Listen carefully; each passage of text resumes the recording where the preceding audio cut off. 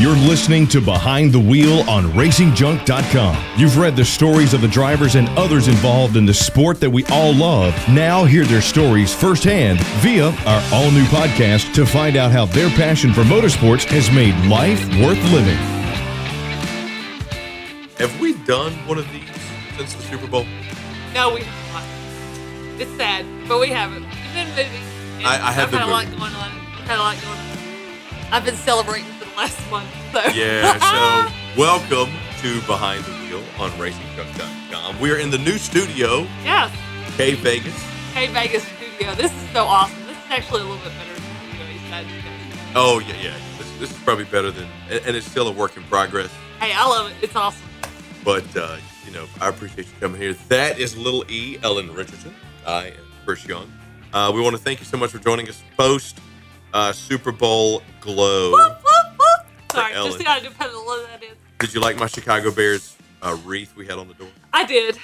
Not as cool as my wreath that I have on my door. Does it look like Rob Gronkowski's abs? What is it? No, it's just a New England wreath. It's horrible. So I was leaving Atlanta this past weekend because that's where the NASCAR race was. And you know what I forgot about? Yeah, my thoughts exactly. You know what I absolutely forgot about? What? Those palaces on wheels that transport the cars from race to race. Yeah, no kidding. These aren't 18-wheelers. These aren't the standard tractor trailers like we knew growing up. These are... You could live in these for the rest of your life. Yeah, these are museums on wheels. And it got me thinking. Suppliers. People that build these things. People that build the cars. Right. People that build the things for the cars. Not only NASCAR, but motorcycles, dirt, the whole nine. There's got to be somebody out there that we can get a hold of that can tell us what's it like being a supplier to all these folks. Right, because, a lot of them, especially when it comes to, a certain series, they use a lot of the same suppliers because they don't have time to go around and look for different suppliers. They have a lot of trust issues. Can't blame them because they got to have the cars that operate the best. So, yeah, it's cool because we've always wanted to talk to a few of the suppliers that work with these companies, work with a lot of these race teams, and it's not always easy to find them, but I'm pretty excited about tonight's show because we finally found somebody who works with a lot of teams, not only NASCAR, but NHRA and some of the other teams out there, even dirt. Who we got? Chase Forbes from Stock Car Steel Incorporated. He is going to join us tonight. He's the head of marketing at Stock Car Steel and SRI Performance. Forgive me, guys. The big dogs. Not the shoe warehouse, but the performance. No, it's all about performance, people, and it's not shoe performance. It's all about the stock car performance and all the racing performance out there. So you all have probably seen some of their products, some of the cars that were built with some of their products up on RacingJunk.com. So I'm excited we finally caught up to these guys. I've been trying for about 4 months. Yep, and we're back. Official start of the 2019 racing season for many of the most stock car drag racing. That's right. Includes the start of the racing season for Krista Baldwin, who was with us recently. Yeah. Had a difficult start to her season. I was going to say, may not have been what she wanted. No, she started off a little rocky, but, the truth is a lot of these drivers do start off little rocky. And honestly, the team that recently won their Super Bowl started off a little shaky. I'm just saying. Oh, please. You know what else is shaky? Bob Kraft's after-game purchasing history. Nope. What are we doing there? Nope. What are we doing there? He was set up. He was set up, huh? That's all I'm going to say. He's set up, huh? He's set up. Yeah, that video looks real set up. He was set up. I'm sorry. I'm sure. What is she going to write a book? Right after the Super Bowl? Come on, people. And all the Jets fans went out there to take pictures by the salon. Excuse me, but of course can I scream set up? I'm sorry that your team sucks. You have to set us up because your team sucks that bad. Hate it for you. Look, he bought it. Nobody made him take that money out and leave it on the table for that poor girl. And what was she doing? Probably rubbing his shoulders. Oh, she was rubbing something in his shoulders. Whatever. We apologize for the content here at Behind the Wheel on RacingJunk.com. Let's switch over to something not as fun. Something a little bit touching. Yeah. Those who follow NASCAR and have been following the motorsports scene for quite a while, and as long as I have, and much longer, back to the heyday of NASCAR and that kind of thing, those who are fans of Dale Earnhardt, things like that, were recently made aware of another passing of a very special friend of ours.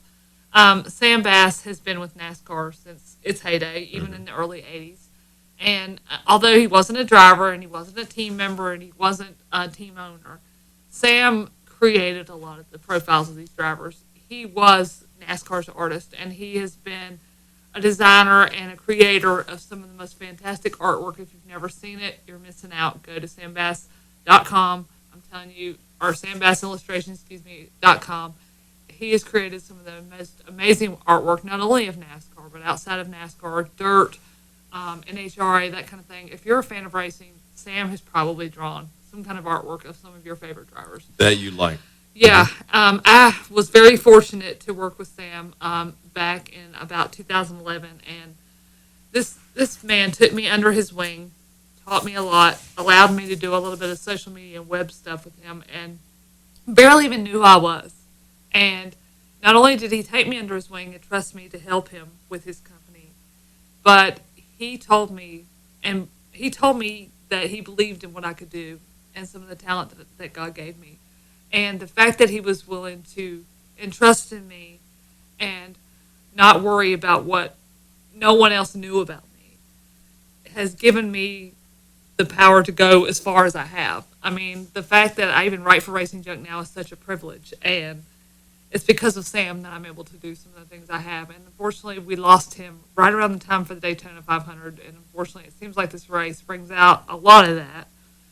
We've lost, Dale Earnhardt at the 500. We've lost, unfortunately, a very big announcer, a sports announcer in this area many years ago during the Daytona 500. So it seems like this race every few years brings about some kind of curse. And those who didn't know Sam closely, Sam did battle kidney disease and diabetes for many years. And he fought hard. He fought so hard, and he loved so many, no matter who they were. He didn't care if you were a big name in NASCAR or if you were just somebody off the street who just wanted to make a name for themselves in the sport. He took you under his wing. He believed in you, and he had faith that you were going to become something bigger than you even could think of. So we just send our best wishes and prayers out to the family and friends of Sam Bass, and know that he is looking down on us now and just creating more success in this world for all of us who are involved in this sport. So we thank you, Sam, for believing in all of us.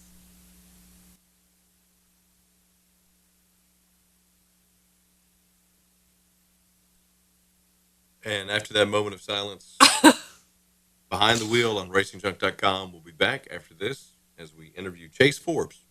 We'll be right back. Attention racers, race fans, and gearheads. If you're looking to buy, sell, or trade the stuff that stokes your engine, then check out RacingJunk.com.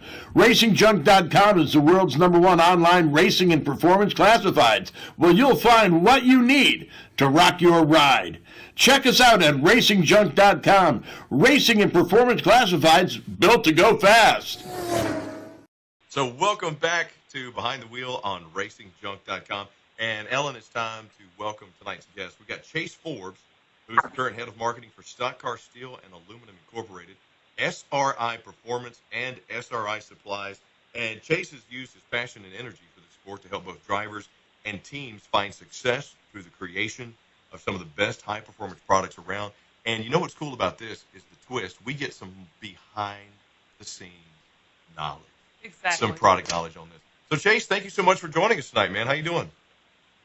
I'm doing great. It's good to be interviewed by you guys. I happened to meet Ellen at a company event, and it just kind of worked out really well. So I'm excited to see y'all. Oh, I'm sorry. Believe it or for not, that. I actually was so not sorry. working in the racing realm at this event either. I was literally running we were doing a casino night, and I was running a roulette wheel. Oh, so what you're saying is this was an illegal gambling outfit.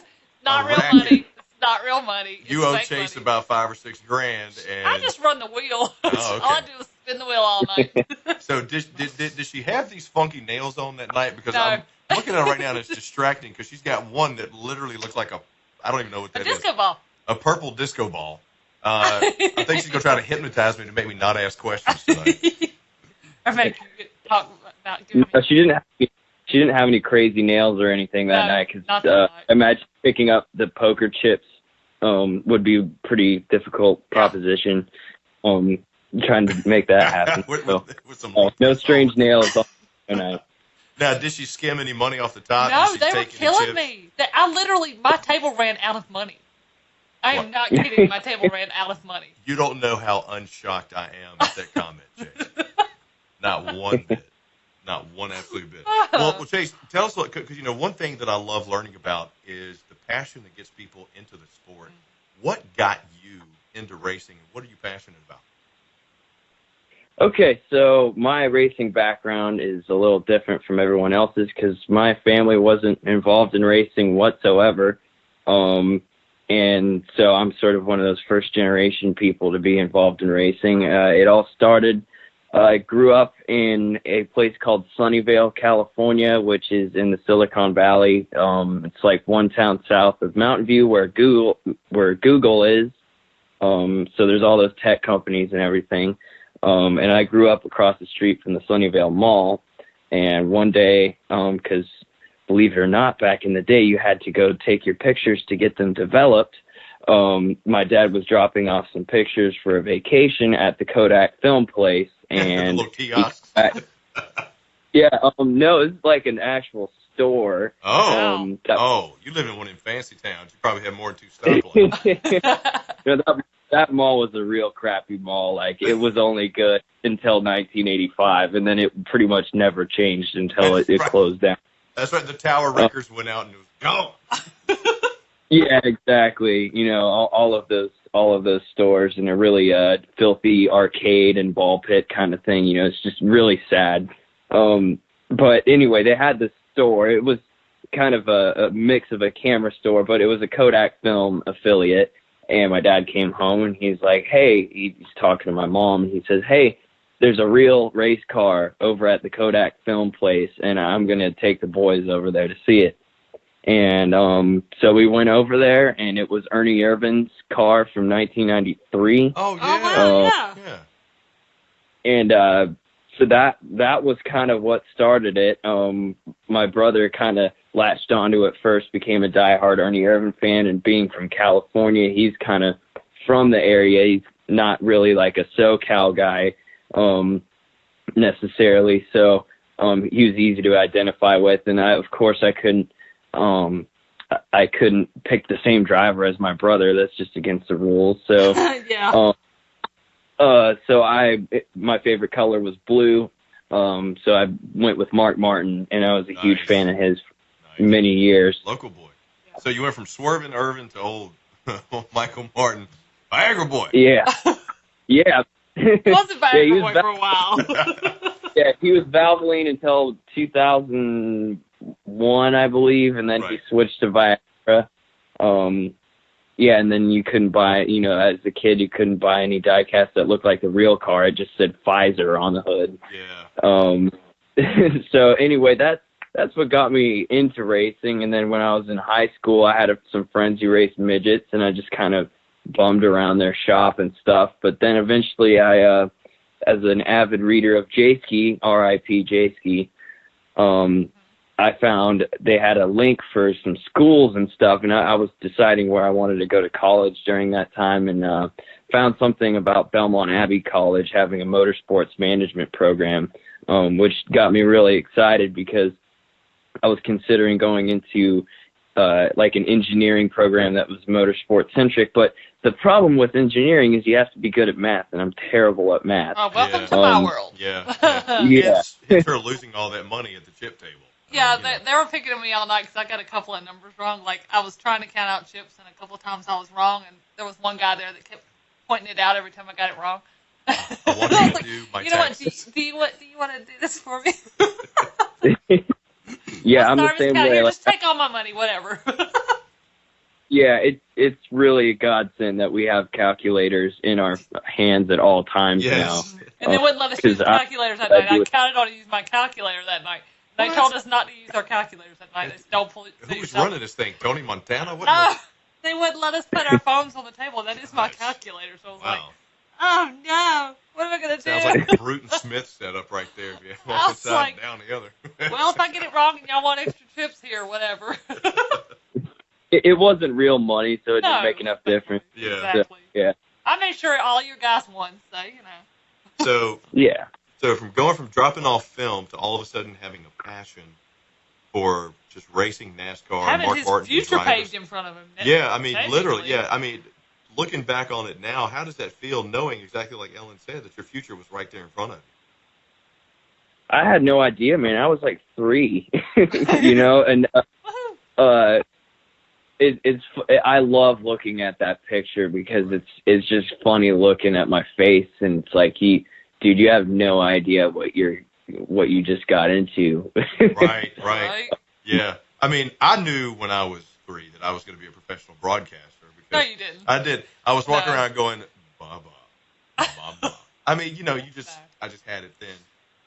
No, I could only imagine that you didn't know anything about that. I still don't know anything. I'm freaking David. I was going to say at 3. I'm trying to picture Chris at 3, and all I can picture is you keep taking your diaper off and putting in your doodles. Probably. That's right. Sorry.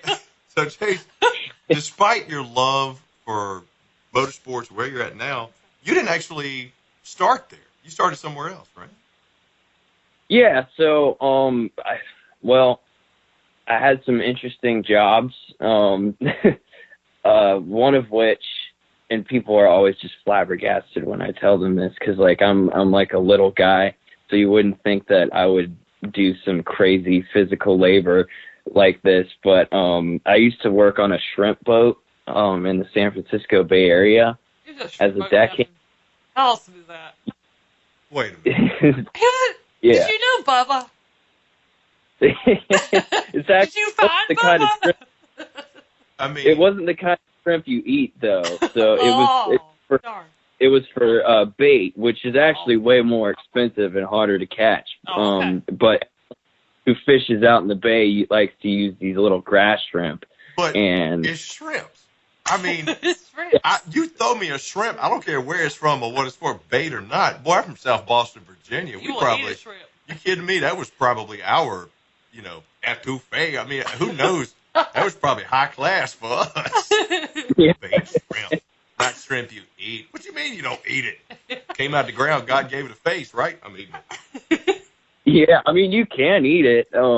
I've tried it, and actually, it's some people like to, and we're talking like microscopic little shrimp tails, and they like to like smash them up and make patties out of them, and kind of like little shrimp pancakes, and those are really delicious. But it's so much work. So you work for SpongeBob? Yeah. That's what you're telling me. Yep. You worked for SpongeBob, and the Krabby Patties were actually the shrimp patties. And Yeah, that's the secret, man. dude, this is okay. So He's going actually making me hungry, believe it or not. from where he's at now to where he was. I know, right? Bubba Gumpin in the San Francisco Bay. Yeah, that was what I used to do, man. I think it's pretty cool that he used to do that. I could never do that. Dude, that's awesome. I know. I mean, but how do you transition from one day catching bay shrimp to all of a sudden, okay, now I'm, big wig at Stock Car Steel and Aluminum. I mean, how does that? To building all the equipment that makes these race cars do what they do. Yeah. And be able to withstand what they withstand. Well, and dealing with the people. Yeah. Well, it's kind of like, I don't know. I never really fit into one particular category. Like I don't consider myself white collar or blue collar in either direction. And that's kind of what Stock Car Steel and SRI is all about. We kind of have that old concrete to carpet approach. And that's why I really feel like I fit in there. Cause I knew that I was going to go to school for, at Belmont Abbey for their motorsports management program. But, I still had to work and do stuff when I was still living at home in California. So that was what I did in the meantime. And I was also going to junior college. So I transferred to Belmont Abbey. I highly recommend anyone do that because it was a lot cheaper that way. And I got done a lot quicker. Right. But the transition, I mean, it wasn't like so much of a shocking transition, because I sort of knew that I wanted to get into racing, but I was always really proud of the fact that I did something so like gritty, because it puts me on par with people who do gritty stuff for a living, and like that's our customer.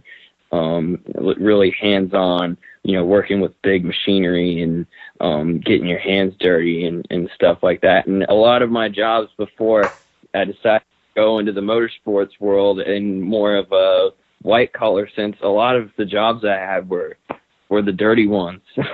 Right. Do you feel like that kind of helped you transition over to? Yeah. Yeah, absolutely. There's a lot. There's a lot of things that I feel like people might not know about me when they meet me in a work setting, because it's like, I look like this guy that works in a nice office every day, but sure enough, I took automotive classes. I actually know how to turn a wrench a little bit. I worked as a shrimp boat deckhand doing like the gritty, the hard work. Like, I mean, I've been there.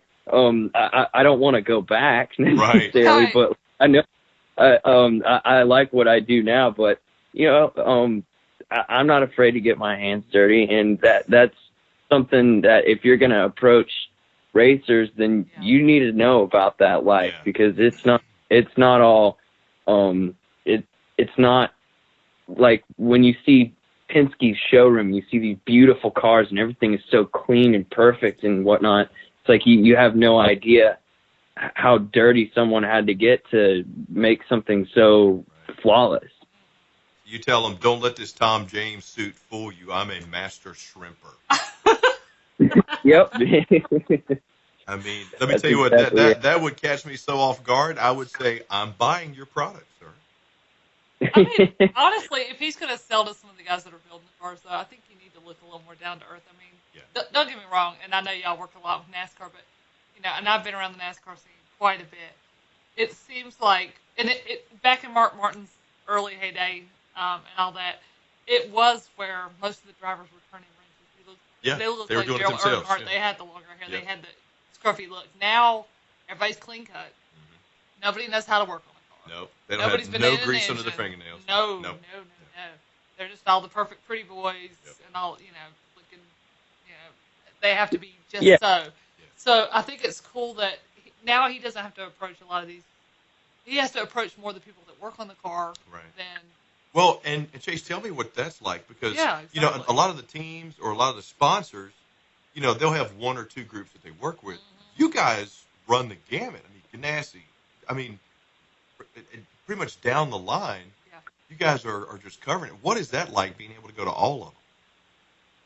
Yeah, I mean, with all of our companies, if you have a race team in North Carolina, you're going to do business with Stock Cars, SRI Supplies, SRI Performance, or any one of our other companies. There's just almost no getting around us now, and that kind of makes us seem like we're big bullies and whatnot. But really, we do have competition in a lot of areas, and but we are the people that are supplying a ton of stuff to these race teams, and it's kind of crazy for me, because I'm not usually the one that's going in the shop. That's more of our outside salespeople, and I have someone who works with me in marketing who delivers customer appreciation stuff, like bringing them donuts and cake and ice cream and stuff like that when they get a win. Hey, he forgot our ice cream. I mean, I'll buy something. Bring me some Krispy Kreme. Yeah, I mean, we take care of our customers, but it's kind of funny, because I'm not into these race teams.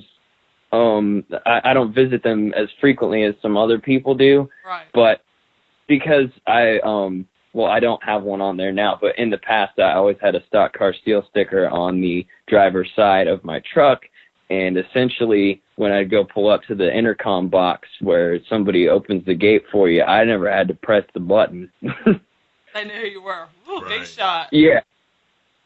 That's kind of what's crazy about working for these companies. It's like we're almost a part of every team. We are the common denominator of all of the major NASCAR teams and other types of racing as well. And the common dominator. Come on. Trademark it. Boom. There we go. Yeah, hey, you got an open position for marketing, because I'm available. I'd be glad to come help you. He works for Camping World. He don't know. I'm trying to get a race. I don't want any competition. marketing department right now. So tell us how you got, a little bit about Stock Car Steel and how it went from just being your average Joe kind of working class to the big, common denominator that it is now, or the big dominator in the racing scene that it is now. Okay, so and this is kind of what sold me on wanting to work for them. The story of how Stock Car Steel got started is crazy.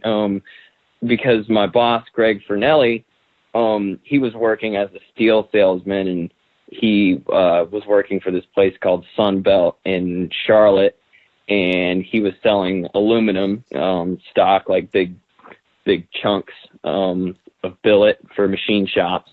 And so kind of one of the ways that he would scout out new customers is he would go to industrial buildings and he'd see if someone had a big barrel of aluminum chips outside, and he would go into that customer and ask them about where they're getting their aluminum from and things of that nature. So, and Greg was really pushing. He was telling his boss and everything, like, hey, this NASCAR thing, they're doing a lot of machining. Like, we should focus on that because they're all over the place in Charlotte.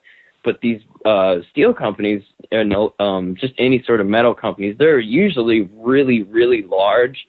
So unless you're talking about insane volume, they don't want to mess with it. Yeah. Because you got U.S. Steel, you got Carolina Steel. I mean, you got a lot of big groups just here in the state. Yeah, but I don't think they work with anything. Yeah, well, no, yeah, they wouldn't because, like you said, the volume is kind of. Yeah. So you guys saw the niche and just attacked it. Yeah, so and one of the first places he went to was Hendrick Motorsports, and they didn't really want to mess with it. So Greg eventually kind of got in his mind, he's like, man, if I sort of specialized in buying the types of metal that these NASCAR teams want and all keeping it in one place, I might have a golden goose here. Well, what happened was he ended up getting a pretty rare form of cancer in his jaw. Completely by surprise, and it was like a 17% chance of survival. And kind of what kept him going was during the recovery process was writing up this business plan, and he quit his regular job and focused on making the business plan. And as soon as he got better, I mean, when he started Stock Car Steel, he had no hair on him.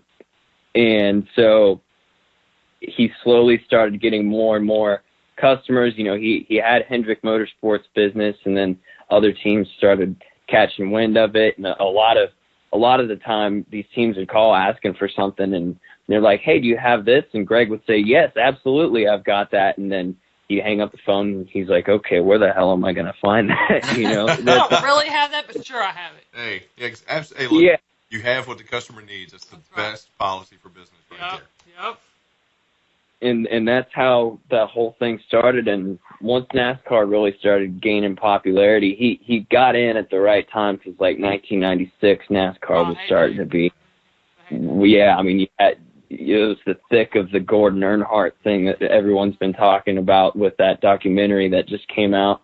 But I mean, that was right in the thick of that really good era. So NASCAR was just blowing up, and slowly but surely he pretty much had all the teams as regular customers. And sometime around 2002, there was another company. There was a company in the area called SRI that was owned by another guy, and they sold all sorts of shop supplies. And a lot of the times, anyone who's buying steel is also going to be buying grinding discs and things of that nature. And when that guy started showing interest in selling the place, Greg was like, well, that's just basically a perfect complement to what I have, because you can get your metal and then you can buy the stuff to cut it and shape it with right next door. So that's how the first SRI came to be, which is the fun trivia point, is the SRI name actually was started by someone else, even though it's completely synonymous with Greg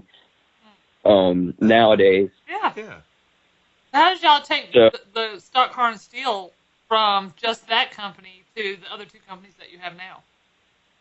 Okay, so that was how supplies got started. And then in 2015, we got 3 different companies. It was a crazy year.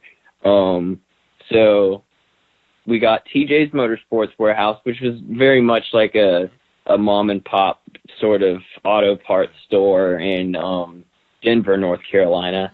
And we've now rebranded that as SRI Dirt and Drag. That was like a crazy thing, but we had no idea what we were in for with the performance parts business, because once we kind of had everything settled with that all of a sudden we bought CV Products. And that was in like October, November. And we were going to kind of combine SRI Supplies with CV Products and keep it in their existing building. Well, maybe a couple weeks later after that, Greg got a call from the guys over at Roush Yates Performance Parts, and Greg was all scared because, I mean, they'd been good customers for his companies that he'd already had for years. He didn't really want to upset them or in any way. So he thought he was being called into the principal's office like, wait, hey, why are you buying someone to compete with us, Greg? We thought you were on our side. But what it turned out was they're like, well, hey, if you bought CV, you interested in buying Roush Yates Performance Products?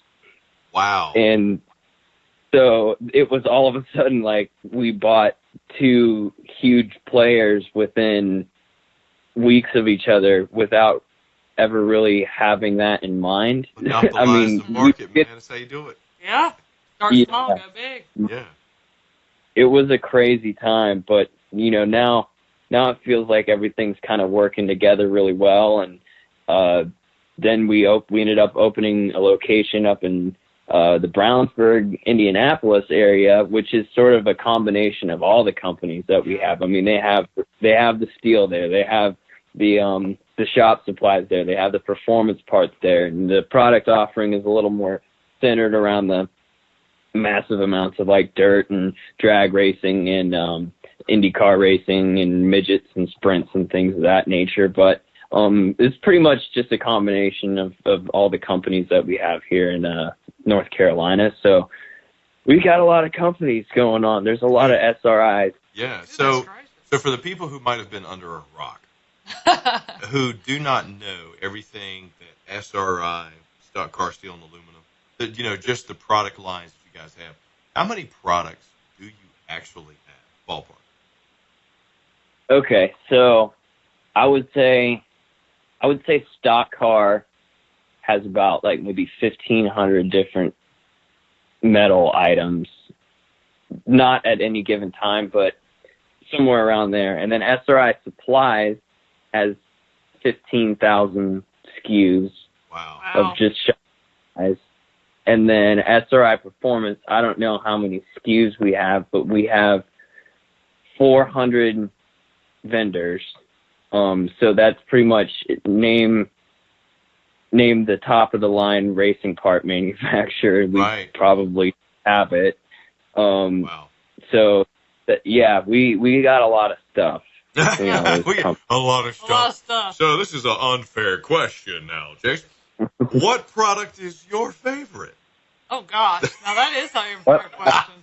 I mean, how can you say with so much stuff? Oh yeah, no, I just like this one little aluminum tube we got back here in the back. It just looks nice and fancy. I mean, how do you even pick?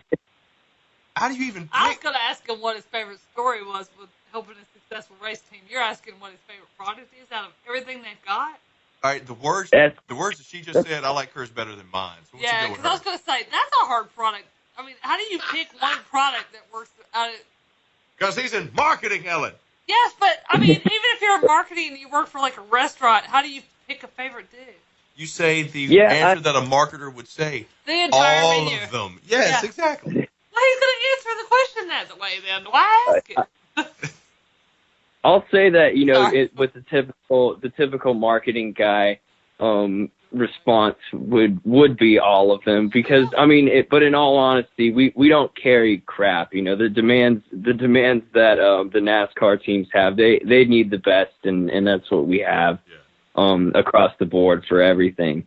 But I would say it's 3M product over at SRI Supplies we're a huge distributor for them. We're the biggest 3M distributor in the Southeast, and just everything that I've used from 3M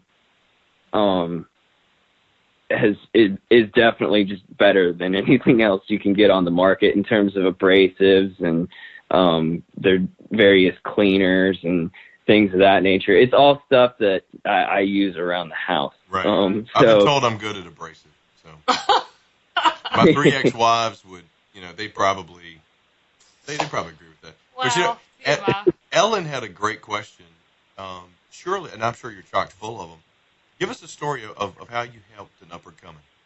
Yeah, even if it's not a driver that's well known, it would be great to hear a story of how Stock Car Steel helped a driver go from dirt track to NASCAR, or how they just changed the way that they raced because the product they could have been somebody who was in the back of the pack and stayed in the back of the pack until y'all changed something and helped get them there.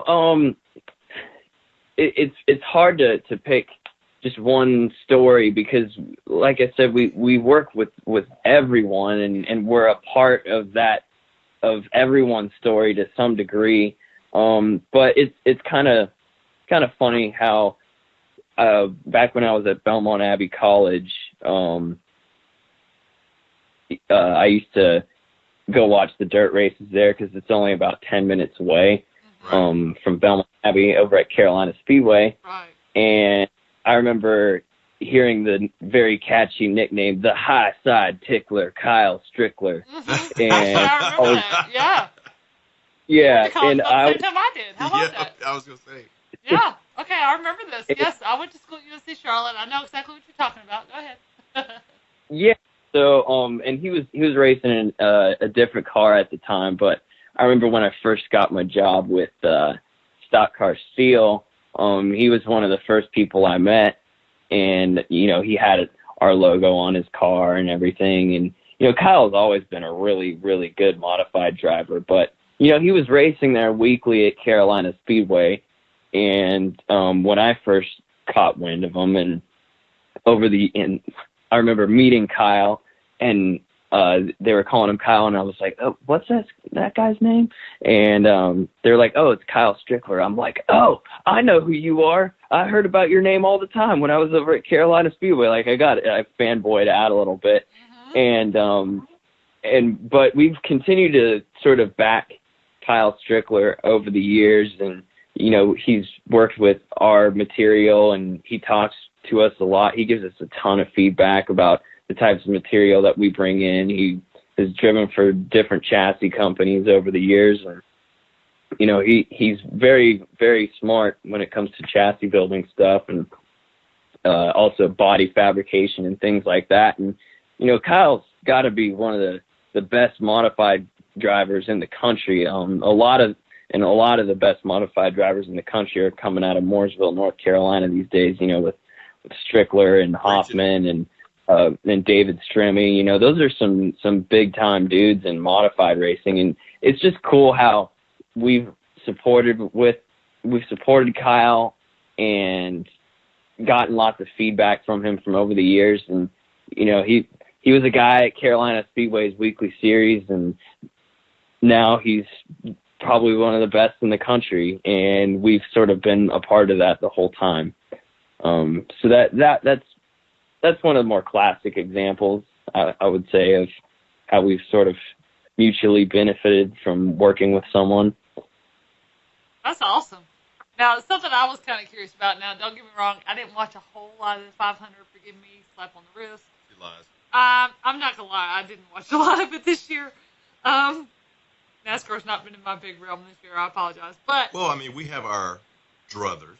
Yes. With NASCAR. Exactly. So it's understandable. Exactly. Yeah. But I did see the last lap crash, or near the last lap crash. So after that last crash, of course, I was thinking, God, I bet Stock Car Steel could help a lot of these drivers repair their vehicles. Yeah. Not that y'all had time to do that, but if you were to help those drivers, how would you all help some of those drivers piece things back together if you had a lot more time than what they were given? Well, so the interesting thing about that, it's sort of a running joke, of course, and actually David Wilson from TRD, who's He's got a huge following. He's the head of TRD, and he tweeted out the winner of the Daytona 500 is Stock Car Steel. You know, they're awesome. gonna make it some money.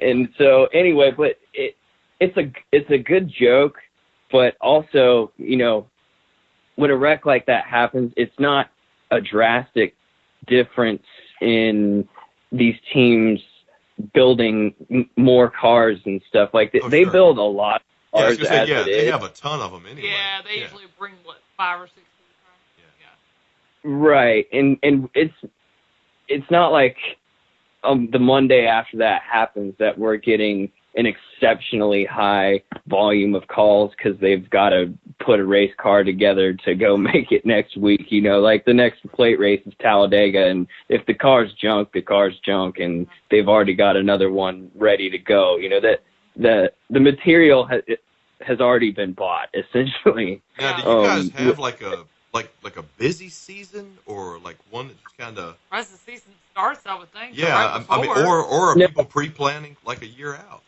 That's true. So basically, our busy season, and it is leveled out a little bit over the years, but I mean, always just January is full throttle. That's not a good time.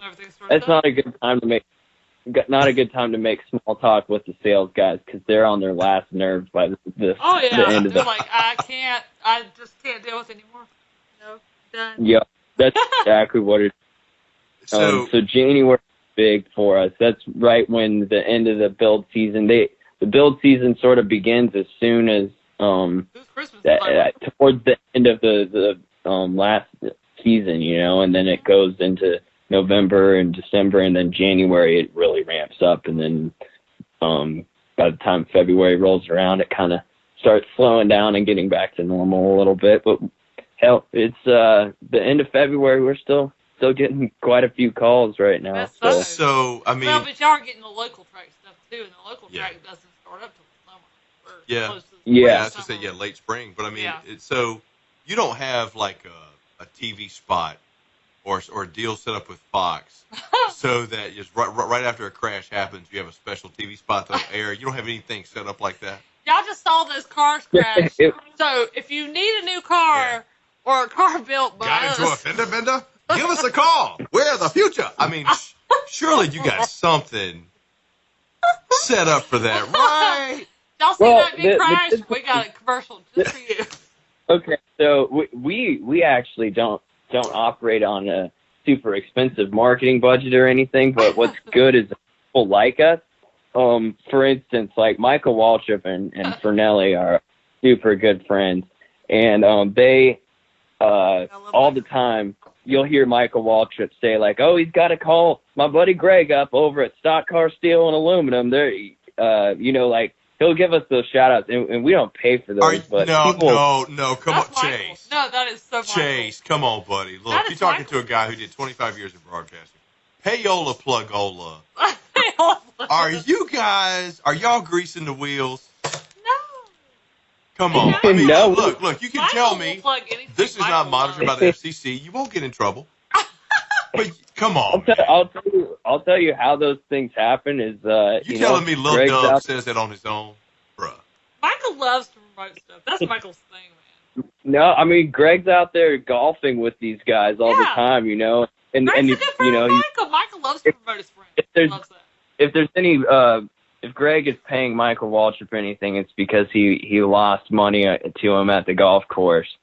But that's it, man. Like we aren't actually like a game of golf has to be on the line in order for money to be exchanged because it's like people like us and they remember us and everyone knows who Greg Fernelli is. Every announcer knows who Greg Fernelli is, and I mean he's hard to miss in the garage area when he's out there. I mean he's a tall dude. He talks loudly. He's Italian, so he talks with his hands really. Exactly. Yeah. I mean, he's hard. I need to meet Greg. He's my brother from another mother. Ellen's over here imitating him, and it's great because she's 4 foot nothing and waving around. I mean, just because I'm Italian. But you know what? I talk with my hands. But you know what? I can't cook though. It's such a great. Well, no. Love you, but no. Oh. So, but you know what? It's such a great point. Some of the best deals, are made on the 19th hole. Yeah, they are. But are done through the friendships you foster through business. Absolutely. And that is what Greg has exemplified here. And I think that's really what's kind of added to the growth and the success of the companies. Would you agree with that, Chase? Oh, absolutely, man.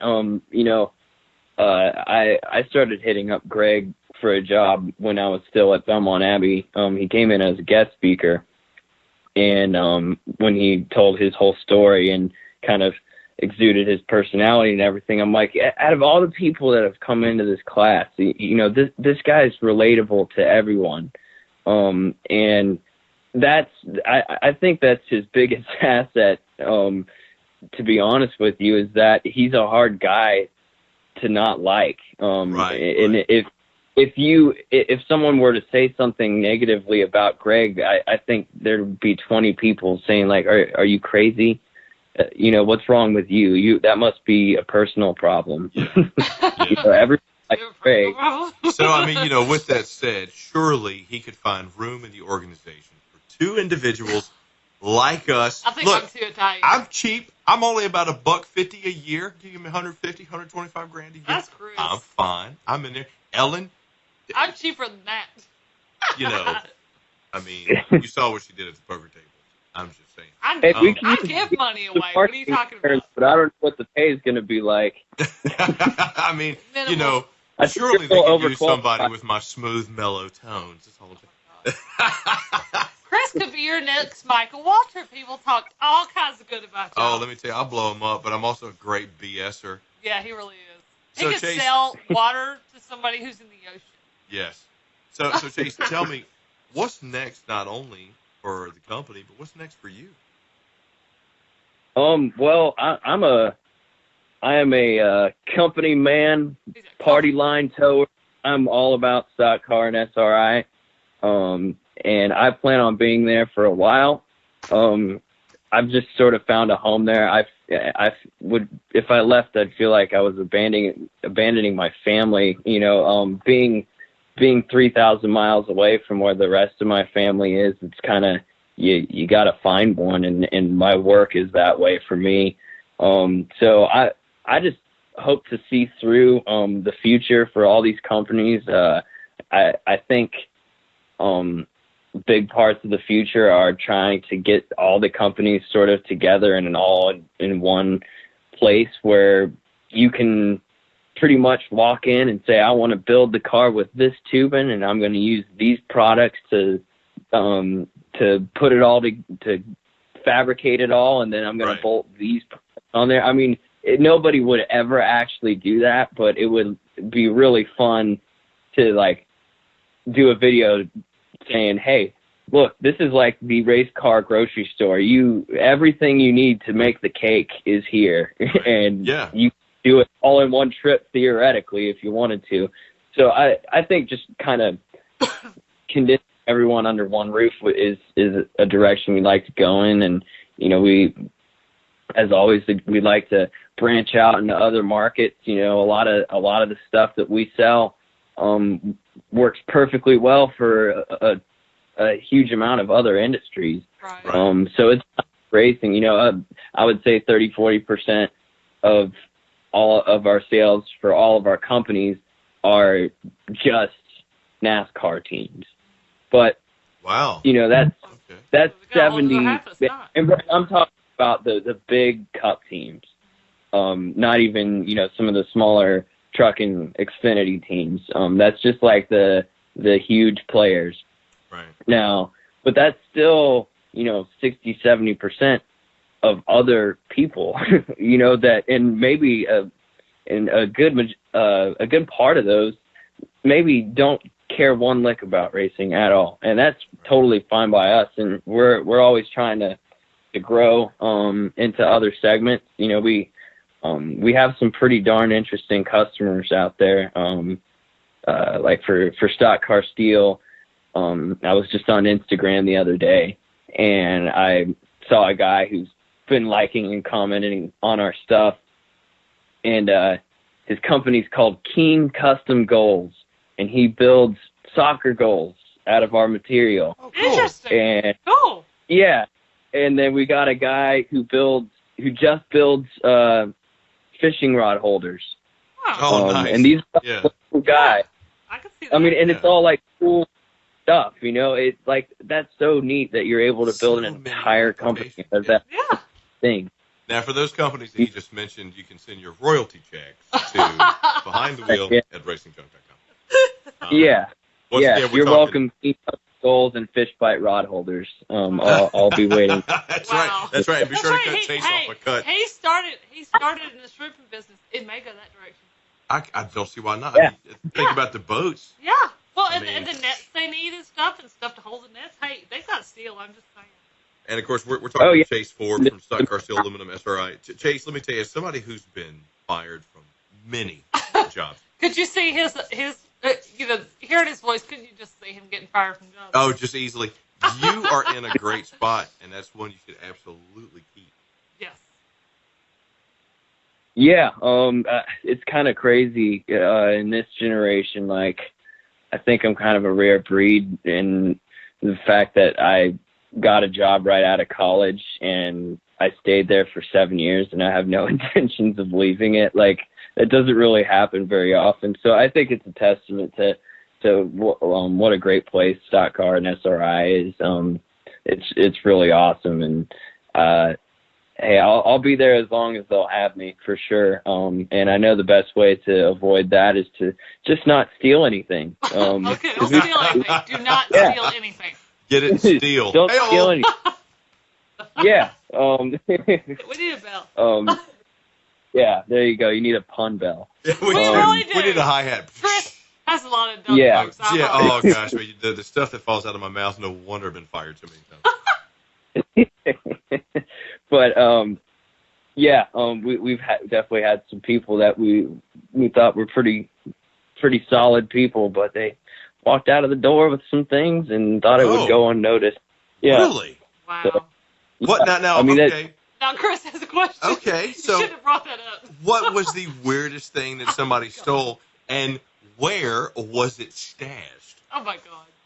Chris, really? Oh, I'm sorry. so we had a guy taking some stuff out of our used parts department. So this is my opportunity to plug our fantastic used parts selection at SRI Performance. Love it. Website. Give me the website. What's the website? Our used parts are actually on eBay if you just search SRI Performance, but Love it. we don't have any of those on our e-commerce site because we rotate them in and the inventory isn't consistent. But we sell a lot of used NASCAR parts, which smaller teams use, other series use, or people use them in their hot rod builds. I mean, it's awesome that you can put real NASCAR parts that only got 500 miles on them. They're made out of the best material imaginable at a discount price. But anyway, those sorts of things I think are easily sort of, because they're in and out so quickly, that one of these guys caught on, and he had sets of headers, he had fire bottles, he had all kinds of different safety equipment. I mean, it was like $20,000 worth of stuff, Oh my and I God. really liked. Yeah, and he was in after hours. Oh, okay. He's just So nobody carting was it out. watching. Yeah. Yeah, He thought he had nobody a was code watching. for the build. Had a code for the building, but used someone else's to try to make it seem like it wasn't him, and like they caught him in the act and everything. And it was a bad deal because I like the guy and whatnot, and everyone liked the guy. That's the problem. That's Like, probably what we he's didn't want blaming to on. go, but that's like the rule. Like, don't steal anything, and you're gonna be okay, man. And work hard and believe in the companies, and it's gonna be a fun place to work. But just don't steal anything, man. Yeah, how dumb can you be, dude? But you know what? Chris is on eBay right now. I'm trying to figure out how his old Chevy Chevelle can use Uh-huh. some of this equipment. I mean, well, the problem Oh is, yeah, man. Well, I don't even think this thing has a gas pedal. no, it's okay. So here's the thing: it's missing half the engine. I don't know where the transmission is. It does have a steering wheel, but it's not connected to anything. The whole damn tree is gone. I do have the original seat, although the bottom's missing. It has no hood. It's only got two wheels. But I'm thinking, It looks like the Fred Flintstone mobile. I'm just saying. It does. I can actually pick it up. I can actually grab it and push my feet through the bottom and pick it up. No lie. I am thinking you guys can help me with this. He's looking on eBay right now to figure out how to fix all of his problems.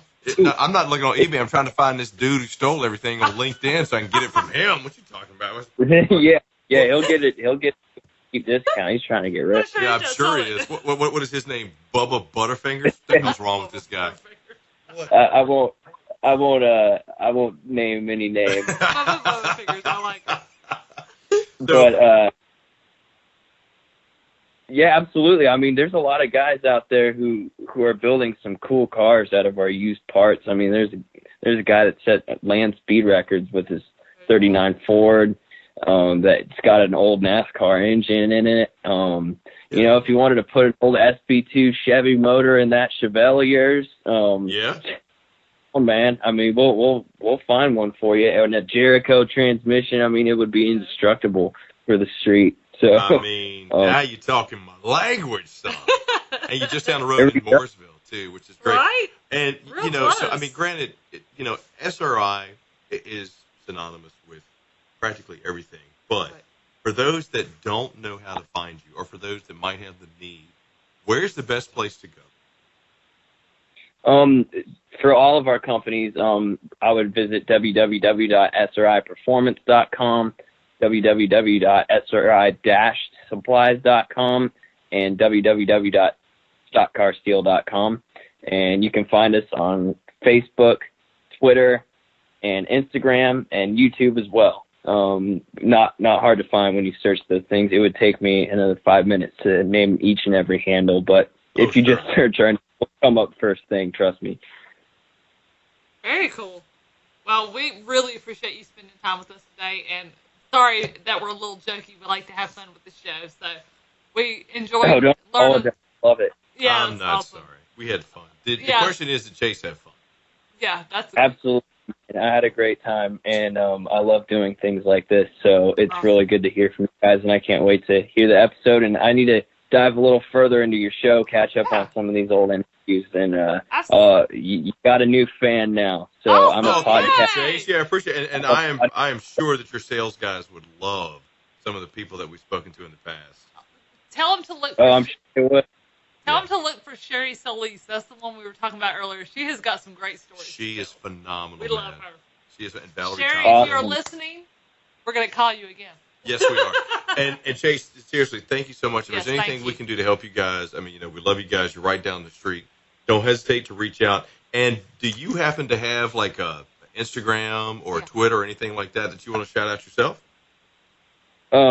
My personal Instagram is at Chase Davy Jones Forbes. It's private, but I'll accept anyone who's willing to deal with my crap and actually want to look at what I. Now wait a minute. He's private, but he will accept anyone. Wait a minute. Wait a minute. Pause, as they say on the BBC. Pause. Where's the Davy Jones come from? Oh man, so all right, so I'm a big fan of like old TV shows. Okay. That's awesome. And so I mean, like, you should see my living room. I made a Brady Bunch era living room with mid-century modern furniture. It is awesome. Yeah, it's got like, you know, the avocado green and orange and you know, all those terrible colors that everyone decided they hated, but I've always liked them. Chase lives in the 70s. Let's go to his house. Are you kidding me? I'd be like I was a kid again. Oh my god. Okay. Oh my god. Please continue. Sorry, we're very excited. We're like the kids from that 70s show. So yeah, it's really my favorite. I love the Brady Bunch, and I have an autographed picture from Ann B. Davis, who played Alice. Yes, I know exactly who that is. My mom wanted to be Alice when I was growing up. Oh my god, that is awesome. Sorry. Yeah, I can email you guys pictures if you find this all amusing. Please do. My mind is blown right now. I'm like freaking out. I've got to find your house. I'm so excited. Yeah, I mean, yeah, dude, yeah. You pretty much opened up Pandora's box. All right, so you got the Brady Bunch homage in your living room. Yeah, and so what was it? there was, yeah, I'm sure you guys, if you watch NASCAR in the Truck Series, there's Jordan Anderson. Right. Yeah. Yeah, I've been friends with him because he went to Belmont Abbey, and there was one when we were hanging out with him and a guy who has sponsored him over the years, and he said to me, he's like, you know who you look like? And I'm like, who's that? And he's like, Davy Jones from the Monkees. And I was like, dude, I love old TV shows. And that episode when Davy Jones is on the Brady Bunch is like my favorite because it's so painfully corny and hilarious. I mean, that's why I enjoy the old TV shows because they're just so corny that it's like a bad pun, you know? It's like painful, but it feels good. Yeah. It's like TV masochism. TV masochism, I love it. And so anyway, I took that and eventually I got an Instagram account and I was like, I don't know, I don't want it to be a boring name. Absolutely. And I'd like to post pictures of my furniture and stuff. I'm like, I'm just gonna go with Chase Jones Forbes. I am that so sounds proud like of him. You know what? He would absolutely love. I'm going to find you right now. He would love the consignment furniture emporium I discovered over here in Winston-Salem. I don't know, man. My His God, furniture he would love sounds it. awesome. I mean, this furniture does sound awesome. Could you imagine going antiquing with Chase? Dude, How it cool would would be that be? awesome. He'd find me that chair that, they like us. The egg chair. Yes. Yes. Yes. Oh my God. Chase, if you have an egg chair, you're going to be my hero. Oh, I don't have an egg chair. I do have some cool couches that are just kind of Like of 70s, that era. they got the little legs and the big fat cushions. Yeah. Yes. Yeah, and then I've got like this orange chair that like I don't know, I just think it's so pretty that I barely sit in it. But I but yeah, super proud of the furniture that I have, and I'm just like, you know what? It's just such a shame that people thought that this wasn't a good idea sometime in like the late 70s. Okay, we're done with this. Like now. Let's make everything. I bet he's got shag carpet. Oh my God, do you have shag carpet? Please tell me you have shag carpet, please. I've had a few different rugs in there that I didn't spend real money on. Right. And so they're all kind of cheesy, and I was just like, you know what, I'm gonna take the rug out for a while until I want to spend money on like a real deal one. Shag carpet. You know, it's gonna be $500, you know, at least, but it has to be the real deal, otherwise it just doesn't work. Oh man. So I gotta love it. Yeah. I'm gonna follow him now. Chase, Dude, Davy Chase, Jones. I just requested a follow. Please let me follow you. I gotta see your furniture. I'm dying over here. That is awesome. all right, yeah, you'll find him on there. I just sent you a request. You gotta let me. I gotta get on. I have to see this furniture. So you ever sell it, it's mine. This is Chase Forbes, head of marketing for Sucker Steel Aluminum, SRI Performance, SRI Supplies. Chase, thank you so much for joining us here on Behind the Wheel on RacingJunk.com. Yes, Dude, we can't wait to catch up with you again, and I can't wait to take the road trip down to your house. Yes. I'm We're gonna bringing stalk you something. now. Yeah, we're coming, man. As soon as we find, hey, I've seen the Scooby Mobile. What is that? I can't think of the name of it right now. The Dream Machine? Thank you. I've seen it driving around town. We're gonna steal it, and then Chris and I are coming your way. Let me steal it. I got it parked over here. Who do you think owns it? We'll get the instruments going. We'll get the fog machine going. We'll get the lights. And man, it's Chris, the whole. this is my dream house. Yeah. I got bell bottoms like Mr. Oh, Brady. I do. What I you have talking about? I have 2 pairs at home. We're coming your way. Right. I even Platforms and everything. I It's have on. platforms, but I don't have the ones with the goldfish swimming around in the Oh, bottom. I got those. Yeah, the hula hops. Yeah, the hula. Oh, Yeah, no, I it's love on like a those. pot of neck bones. Chase, thank you so much, buddy. We'll look forward to catching up with you soon. Thank you, Jay. Hey, I'll talk to you guys soon. Appreciate you having me. Yes, absolutely. Thank you. We'll see you, buddy. All right. Take care. Chase thinks we're joking. I know, right? I want to go to his house. Let's go. I swear to you, I've seen 3 mystery machines in Winston. Let's go find one of them and go to his house. We are going to his house. I know a guy who built the Ghostbusters mobile. We could totally borrow it. I'd take that in a heartbeat. Are you kidding me? It's got Slimer in the back and everything. See, It's but awesome. it's a Brady, so we got to get. I mean, he's got that Brady Bunch house. I'm telling you. We got to get something funky for him. That's gonna be. I'm telling you. Yeah, I've always. I wanted to gotta be do on that. the Brady Bunch. I did, but I really wanted to be like Alice's like long lost kid or something. She had one of those. She had one of those pop up, didn't she? Did she have like a I whole don't family remember them, pop up? so maybe. I think that she must have did. been me. You would be her long lost kid. I would, except for the beehive. I don't have a beehive. I should totally have a beehive. She cut that off after a while. She went down to that little crop turn swoop. Oh, I do swirl have type kind thing. of like a crop thing going on, so You I can do, totally you're be her rocking it. kid. I can totally. So we would definitely want to thank Chase Forbes for joining us on Behind the Wheel, and this we got the new studio. We got some new things coming. Yes. We got new equipment coming. That'll be interesting. New desk. By the way, do you like the desk? I do. Very nice desk. It's very. It's very. Yes. The chair that Chris is sitting in does not match. The poor thing looks like he's sinking by the desk. I am sitting in a Chicago Bears chair. It is a lawn chair that is too short for him, and he makes it look like he's 4 foot tall. My computer desk has not. The chair has not made it in here yet, but it shall. It's awesome. I love it. I do feel like I'm kind of like Mr. Snidely over here, just kind of sinking in behind everything. So who we got next time? Well, we actually got some surprises coming up. I've got some potential guests kind of wrapping up, so you all stay tuned to racingjunk.com.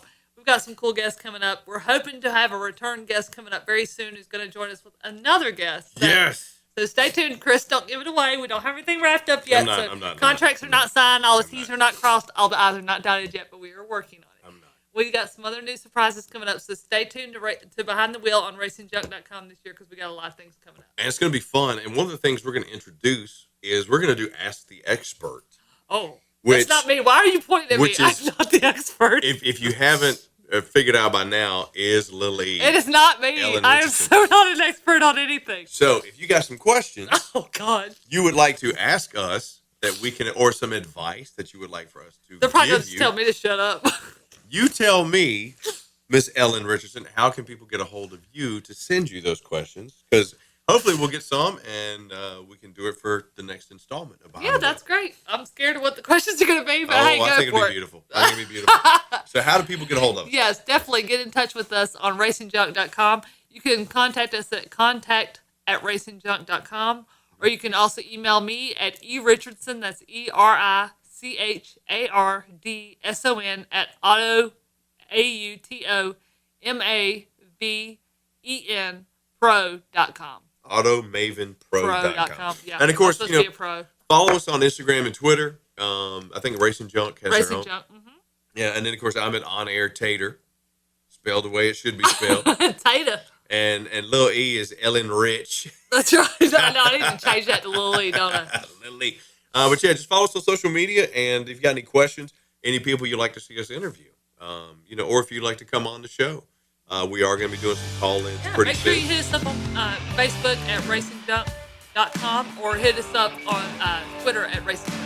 That's it. So we look forward to seeing you next time on the next installment of Behind the Wheel on racingjunk.com.